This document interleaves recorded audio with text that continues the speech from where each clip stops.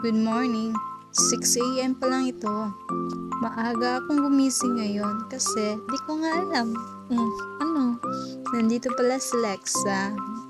Diba? Ang ganda niya. Tsaka dito, naisipan kong umakyat para makita ko yung sunset. Kasi palagi na lang akong late gumising, kaya naisipan kong umakyat dito at para makita nyo rin ang magandang background dito.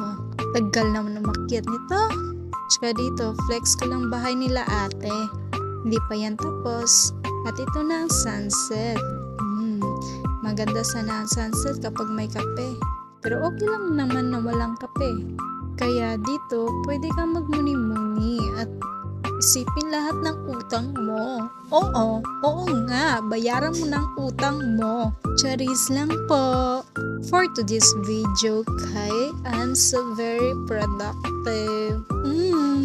Ano daw? Opo, yes, tama ang naririnig nyo. Nagtatagalog po ako ngayon. Dito, pagbaba ko, di ko alam. Nasumunod pala si Jaguar. Opo, siya po si Jaguar. Inadapt po namin siya kasi kinagat niya ako. Kala ko mamatay na ako. Kasi, ang tagal ko na injeksyonan. Pero, I'm still alive. Dito po, papunta po ako sa farm ni Alexis. Yes po, opo. Ito po ang kaganda ng lugar dito. Alam nyo na, dito sa Japan. Uy, hindi to Japan ha. Nasa probinsya lang po ako. Maganda po dito. Maganda ang mga tanawin. At tsaka kapag nandito ka, mababaliw ka.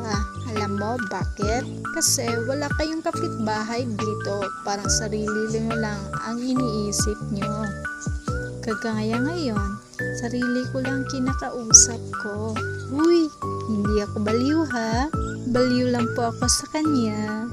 Uy, Charis! Ito na po yung manukan ni Alexis. Noon, 5 lang yung manok niya. Tingnan nyo ngayon, marami na. Ano pang hinihintay nyo? Bumili na kayo. Uy, bakit nag-promote? Oh, ano ba? Bili na kayo sa mga basher ko dyan. Uy, ano na? Nakonsumisyon ka na ba? Halika dito. Patuka kita sa manok namin. Hilig siya. Uy, mabait ako ngayon. Uy, kita mo yan? Ano, nainis ka na? Bigyan kita isa.